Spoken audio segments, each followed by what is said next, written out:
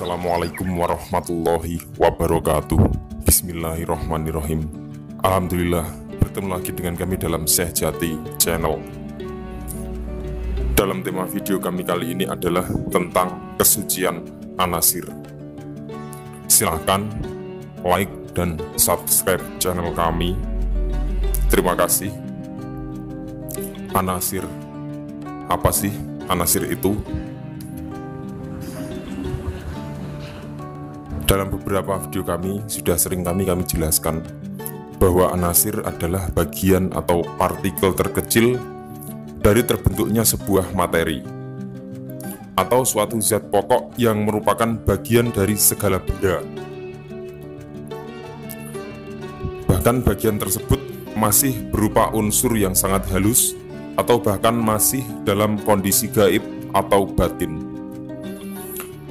Jadi, An-Nasir tanah adalah unsur terkecil yang terkumpul dan terbentuk menjadi wujud materi lahiriah, baik itu api, udara, air, dan tanah.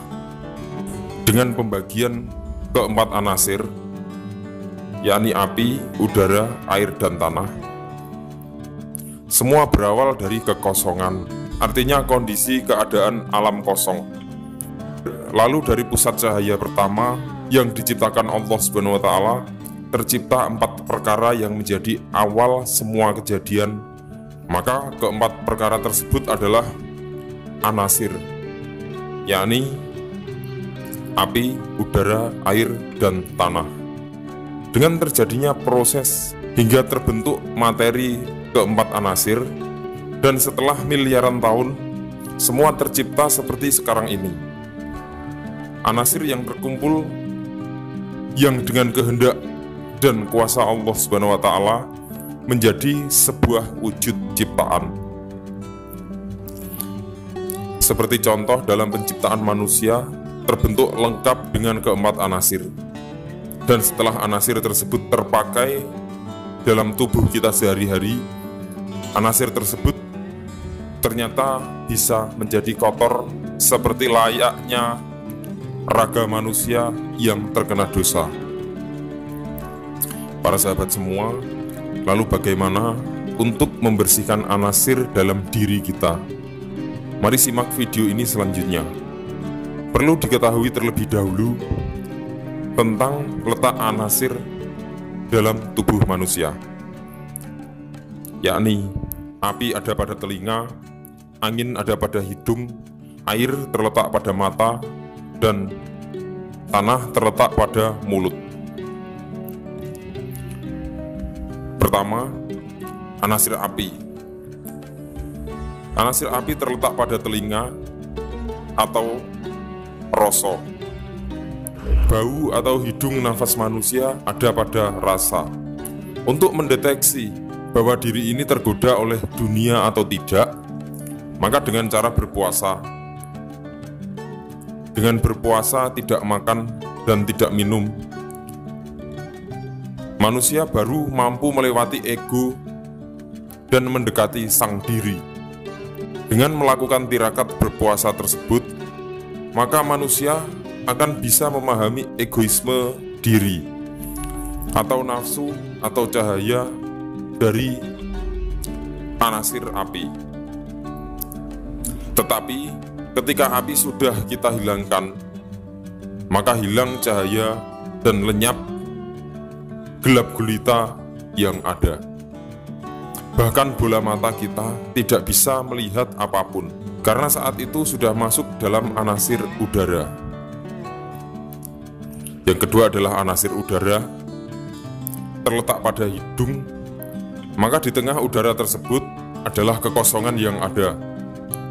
Maka sempurnakanlah nafas kita dengan terus berlatih melakukan olah nafas dengan benar, hingga sampai mengetahui hakikat nafas, dan benar-benar keadaan kosong dan tidak ada apa-apa. Ini adalah dilakukan dengan cara menyingkirkan lapar dan dahaga.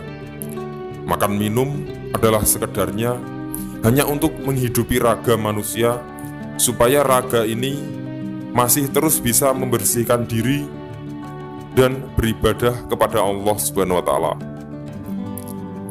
Hingga kita bisa memasuki dimensi kearifan itu sampai mampu menghidupkan semua lini api dalam diri kita. Maka jika hanya satu atau dua bagian lini api yang hidup seperti iri dengki, tamak, dan sebagainya, ini akan menjadikan ketidakseimbangan dalam kehidupan. Tetapi kalau semua lini api yang hidup, maka kita justru akan bisa mengetahui mana yang kita butuhkan dan mana yang tidak kita butuhkan. Jadi sifatnya wajar jika manusia itu memiliki nafsu, karena memang dengan nafsu inilah pelengkap hidup manusia. Tidak mungkin manusia itu tak ingin melihat cahaya selama hidupnya, karena pasti manusia membutuhkan cahaya. Kesenangan-kesenangan dunia, tanpa pada saat api ini hidup lalu kita padamkan, maka terjadi ketidakseimbangan dalam hidup kita, yang akhirnya malah membuat kita tidak hidup lagi. Maka dengan menghidupkan semua lini api, lalu memadamkannya. Atau dalam sebuah ibarat, melihat kesenangan dunia adalah ibarat cahaya atau api atau nafsu yang selalu mengalir terus-menerus. Api dan udara di dalam diri sifatnya adalah batiniah, sedangkan air dan tanah itu ada di luar diri, sifatnya adalah lahiriah. Yang ketiga adalah anasir air. Anasir air ini terletak pada mata. Sebagai perwujudan hidup atau urip, adalah wujud nyata yang bisa dilihat. Tanpa dengan melihat, semua terasa gelap. Tiada cahaya yang memancar dan terpantul pada diri kita. Mata gelap, hati gelap, dan hidup pun terasa gelap. Bukankah mata adalah jendela hati? Dari indera mata ini merupakan salah satu pintu masuk semua pencerahan sekaligus awal semua keinginan manusia, baik itu keinginan yang baik ataupun yang buruk. Segala dosa manusia berawal dari keinginan. Keinginan mulai muncul setelah mata melihat dan menyaksikan. Tapi kadang sebuah keinginan yang terkabul itu justru menyebabkan timbulnya sombong dan tamak. Sedangkan keinginan yang tidak terkabul juga akan semakin menambah dosa kita dalam kehidupan ini. Semua ini terjadi karena hidup yang tidak dilandasi dengan dasar yang kuat, yakni hidup berketuhanan. Maka belajarlah untuk melepaskan keinginan. Yang keempat adalah anasir tanah. Anasir tanah terletak pada mulut atau jalan syariat. Sedangkan letak mensucikan ada pada pencarian jalan kesucian raga manusia. Lahiriah dari pikiran adalah perbuatan dari perkataan dan juga mensucikan raga kita. Kita harus ikhlas untuk menyampaikan firman-firman Allah yang sudah ada, atau dengan selalu memberikan nasihat dan bukan perkataan yang menyakiti hati sesama manusia. Maka itu adalah salah satu sedekah kepada sesama. Dan sifat dari tanah adalah sabar, mampu menerima semua keadaan, dan juga dapat memberi.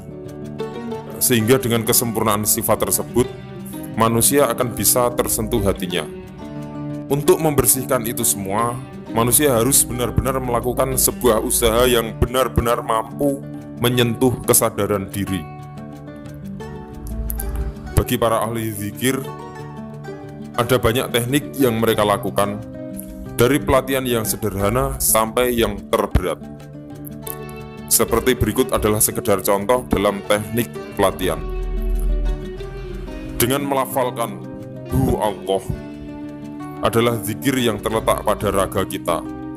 Perjalanan pencarian kesucian dalam anasir adalah berada pada tanah. Timbulnya cahaya pada mulut. Yang kedua adalah Wa. Letak zikir ada pada hati. Hidup itu wujud, terletak pada anasir air, timbulnya cahaya pada mata. Yang ketiga, an-nahu, letak zikir ada pada rasa, aku hidup. Penciptaan itu terletak pada anasir api, timbulnya cahaya ada pada hidup. Yang terakhir, keempat adalah Allahu, letak zikir ada pada sukma, kesempurnaan dari pencarian pada awal. Kesempurnaan sabdo atau kesucian terletak pada anasir udara, timbulnya cahaya ada pada telinga. Sugestikan hal tersebut dengan kuat, dengan mengawali timbulnya cahaya pada beberapa titik tubuh manusia yang mudah termasuki dosa. Pertama adalah timbulnya cahaya dari mulut, yakni unsur dari tanah. Lalu cahaya tersebut melebar menuju ke titik selanjutnya, yaitu mata, yakni unsur dari anasir air. Kemudian cahaya tersebut melebar lagi menuju hidung, yakni unsur dari anasir udara. Kemudian yang terakhir, cahaya melebar menuju kedua telinga, yakni unsur dari anasir api. Maka dari keempat lubang sudah terlindungi oleh cahaya tersebut. Kita sugestikan ini mampu untuk menerangi keempat unsur elemen yang mampu melindungi dari nafsu-nafsu penggoda dan bisa mengotorinya. Kemudian masuk melalui keempat lubang yang merupakan titik dari keempat anasir dalam tubuh kita, sehingga mampu membersihkan keempat unsur elemen tersebut.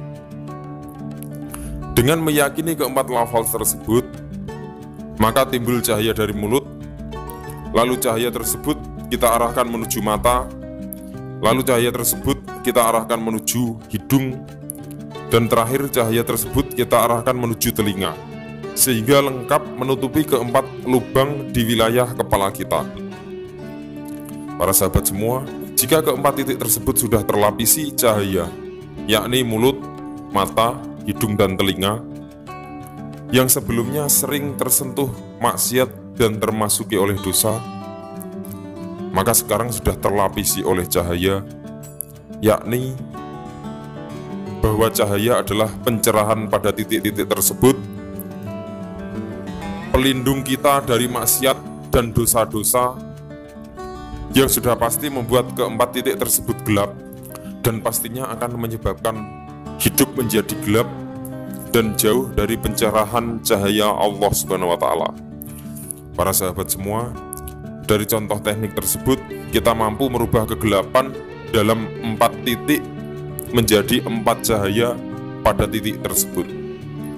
Dan titik-titik tersebut yang mewakili dari keempat elemen kehidupan manusia yang tadinya suci juga menjadi kotor. Semoga seluruh hidup kita mampu tersucikan, dan semoga semua ilmu yang kita dapat mampu merubah kegelapan menjadi pencerahan. Semoga bermanfaat bagi pribadi kita semua. Amin. Wallahu a'lam bishawab. Wassalamualaikum warahmatullahi wabarakatuh.